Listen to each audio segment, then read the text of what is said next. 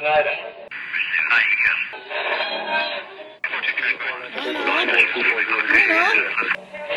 is that you? There, I think I got it.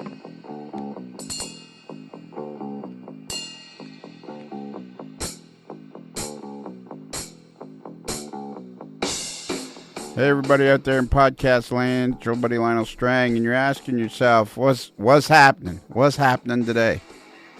Well, today I thought I would be completely selfish. I guess technically it's yesterday, because today is Tuesday, and you're listening to this on probably Wednesday, or later on after that, sometime into the future. And if you could report back to me about the future, that would be awesome. So I'm having, so what are we, like 3 weeks into this pandemic? And I'm having one of those days. I'm just having one of those days, where you just can't, no matter how hard you try, no matter how hard you try to convince yourself that there's lots of others that are suffering far worse than you, you're just having one of those days where you just don't feel it. You're just not getting it. And I'm walking around the neighborhood every day. So for 12 days now, let's see, today is Tuesday. Let's count. Let me cipher, carry the one. For 12 days now, I've walked over 10,000 steps. That's one of the things I've done. I've walked about, what is the exact amount I've walked in 12 days? It's like, let's see, 12 times. It's like a couple of days. A couple of days I did 12,000 steps. Today I did 12,000 steps. So I'm guessing in those 12 days, I've walked about 130,000 steps, which is about 6 kilometers for every 10,000. So 13 times 6 is, 78 kilometers, which I believe is about 47 miles. So in the last 12 days, I've walked 47 miles. And after a while, I started thinking to myself, well, wouldn't it be cool? Like about the third or fourth day, I started thinking to myself, wouldn't it be cool if I could walk 10,000 steps a day until I get to go back to normal life? We closed our business on March the 19th. So that was no fun. Employees are out of work. Anyways, somewhere along the way there, like on the Thursday, I think it was Friday the 20th that I started walking. And probably by the end of that first weekend, I thought I should try to do this every single day, which is actually kind of a problem because I have these teeny tiny little legs and a giant melon. So basically I'm constantly top heavy. And everybody else, I think everybody else on the planet takes bigger steps than I do. I'm convinced of that. Because I'm like pedaling as fast as I can, and I don't seem to be making any headway. I'll be walking along, and there's always the joggers. The joggers are always going by you. And then there's always these people that you can hear them coming behind you. And then you know that they're walking faster than you are, but you're kind of like, okay, keep going. And it feels like the people are going by me at Mach speed. So anyways, today I'm out walking around, pretty bugged. Which I started thinking to myself, I bet you there's a whole bunch of people in the AML Nation that are going through the same thing. And we should make a point of keeping in touch with each other because that's what we do. I mean, we've created so many friendships with this thing that everybody should make a point of staying in touch with everybody. And you know what? Even if you don't know the person, but you've seen them post on the fans page or you've heard us talk about them or whatever, and you feel like you want to talk and you feel like you have a question or you just want to say hi, then just do it. Just do it. Anyways, I think it's really cool that so many friendships have been created by this AML Nation. And one thing I would like to say is I think the AML Nation is just, I don't care how I became a part of it. It's just really neat to belong. I really, really like it. I really, really like I really, really like all the friendships I made, and it's just a cool thing to belong to. So here's the deal. Like I said, I'm walking along, and I feel like I want to talk to somebody, but I'm thinking to myself, I don't really want to talk to anybody. There's a couple of people, but generally I was thinking to myself, I don't feel like talking to anybody. But I'd really like to talk to somebody. I could talk to myself while I'm walking down the street, but that would seem kind of odd. There's just no way. There's no way that works. Walking down the street and talking out loud to yourself does not work. Number one, you're constantly wondering if anybody's looking at you. And number two, you can hear yourself just as well if you don't open your mouth. And then all of a sudden it struck me. I bet you there's all kinds of people right now that are just struggling along. Well, we all know we're struggling along. Everybody's struggling along. Some people are handling it better than others. My particular situation, I feel very, very fortunate. It's not for me, I think compared to a lot of people, it's a pretty easy ride. But I know there's a lot of us, even our buddy Jordan, our little buddy Jordan Kramer, he was tested. He had to be tested for it. And Rich Winiski's daughter, she went through being tested. Fortunately, she was negative, but they screwed that up, so that was hard on everybody. And our pal Dave Abelies is down there at the New Jersey Transit System every day, mixing it up. And I started thinking to myself, and all the people that are part of this podcast or part of the AML Nation are out there doing all sorts of yeoman's work. You know, we got guys that are delivery, either running for FedEx or UPS or Perlator. We got guys that are working on our pal Adam Pinellas. He was working on the California Zephyr until they stopped it. You know, we got all kinds of people out there working away and doing all sorts of things. And I thought to myself, you know what? Today I'm just going to be completely selfish, and I'm just going to take from the AML Nation by talking into the microphone and talking out loud, which I can't do outside. And I thought, I'm going to record it, and that'll be my podcast. So that's what I'm doing. I'm just talking. I'm just talking out loud about all the things that are bothering me right now. I feel like I know some of us feel like they're on their knees at this point, just trying to pick themselves up, trying to grab that top rope in the ring. They feel like, I know a lot of us probably feel like we're, the final scene in the original Rocky movie, where they're just getting a little crap beat out of them, but somehow that's who you want to be. You want to be that guy that stands no matter what. No matter what. I have several people, I made all kinds of friendships because of this podcast. I would say this podcast is probably one of the best things that ever happened to me in my life. Right up there in the top 5 for sure. And I made a ton of friends. And I've got quite a few people who I can unload my thoughts to on a pretty regular basis. You know, I got Tony Cook and Kevin Marks and David Start. I'm always unloading on that poor guy. You know, he's one of the Start brothers, eh? Bill and David, they're the Start brothers. Everybody knows the Start brothers. Or the Start boys, as they're known in New Jersey. Who are those guys? Oh, that's the Start boys. Are they okay? Oh, yeah. The Start boys are good guys. Just don't cross them. I'm not telling you, you do what you want, but I'm telling you, don't cross these guys. Just don't cross them. And who else is there? Oh, Kaylee Zhang. I'm always unloading to her. Kaylee and I have great conversations, and I'm always, every once in a while, she lets me unload on her, so that's cool. There's all kinds, Tom, and all the regular, Bruce, of course, the moderately agitated mail boy. There's all kinds of people. And then I thought to myself, so now I'm thinking, so look at already. I've chewed up about 9 minutes here, 8.5, 9 minutes. Anyways, I thought to myself, you know what? I'm gonna expose the way I feel.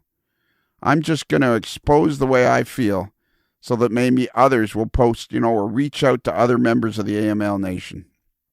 So today I feel like crap. I just feel like crap. It's not horrible. There's nothing wrong with me.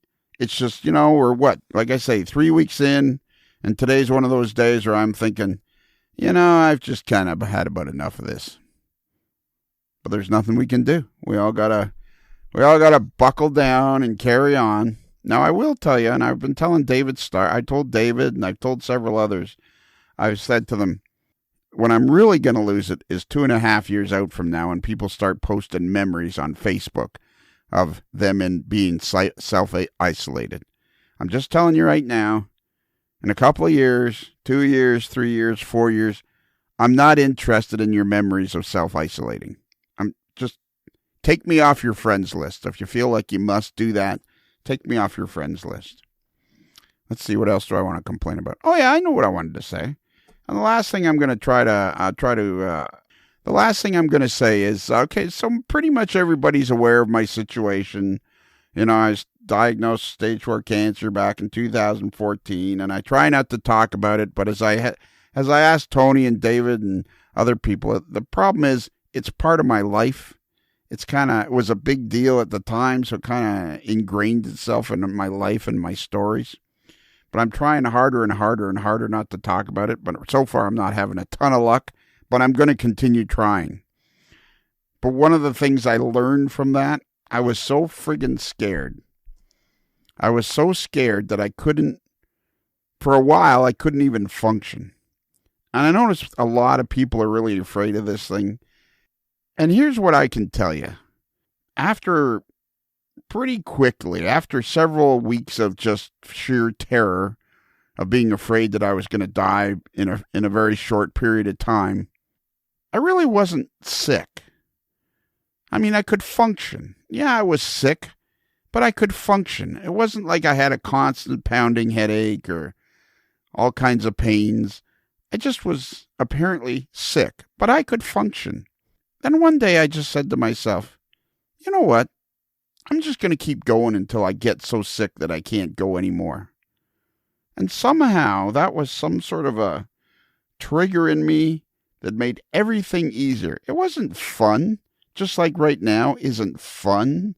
I'm not having any fun because my business is closed. I'm walking around the block every day. My little legs are going 1,000,000 miles an hour, and my big melon, I'm top heavy all the time when I'm walking.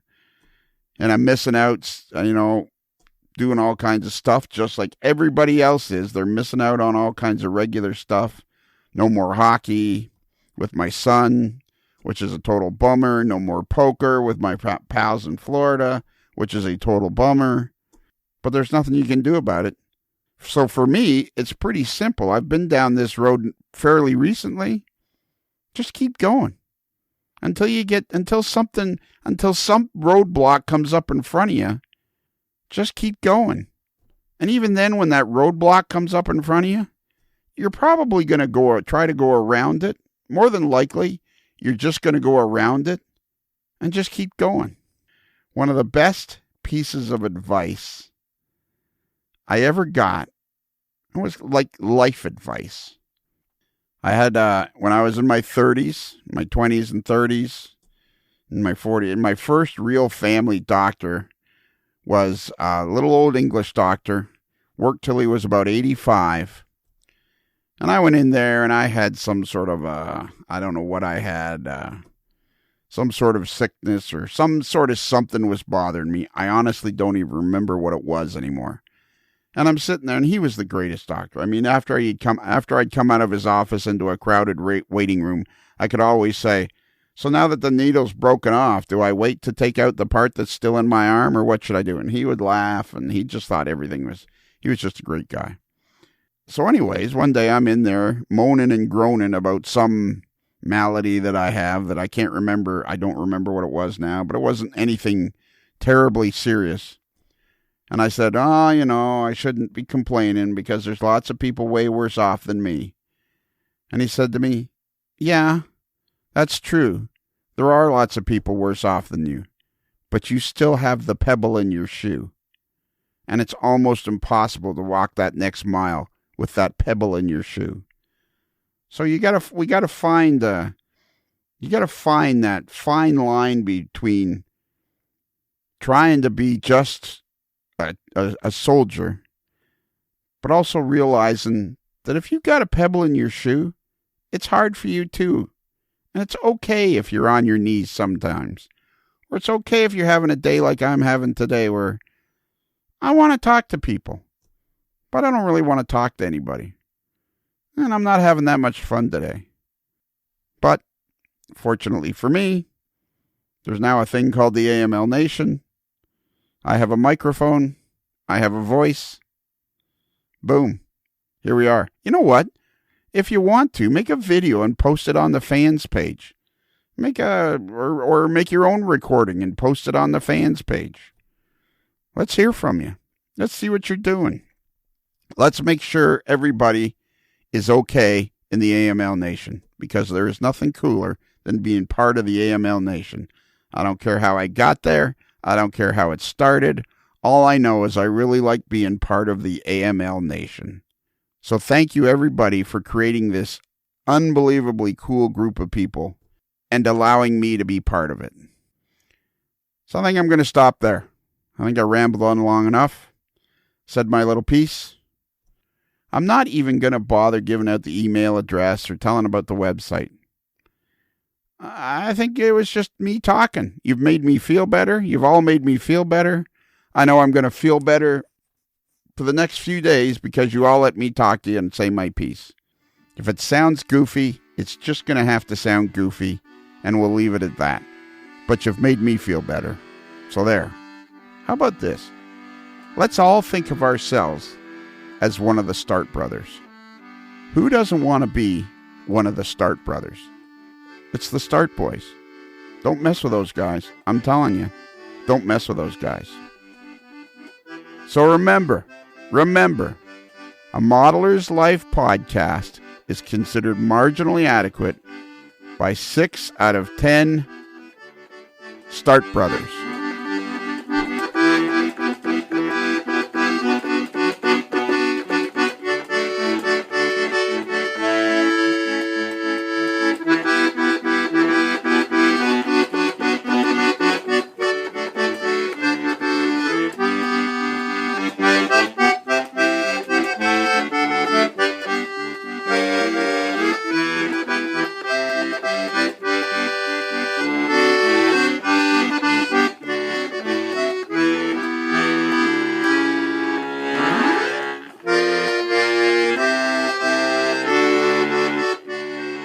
And now it's time for the New Jersey Transit Elevator Escalator Report. Take it away, Dave. Dave? Good morning, everybody. Westfield westbound, just out of service in the last hour or so. The vendor's en route. Take a look at that one. Absecon's back in service this morning. Trenton Transit Center number 4 escalator. This one, we're not really sure exactly what happened. Nice Vision shows a bunch of people on it. It just sort of stops the brake engage. So I think we'll just be a quick reset, but we'll check it this morning. Union Center Island is still out for its midlife overhaul. Montclair State University number 2 is out. That one's the parking deck responsibility, so they'll put it back in service this afternoon, hopefully. And Newark Penn Station elevator number 37 is still out for its door replacement. We're not real thrilled with the vendor performance on that guy, but it'll come around here like everything else. So I'll keep you posted. It's another Lincoln Homer.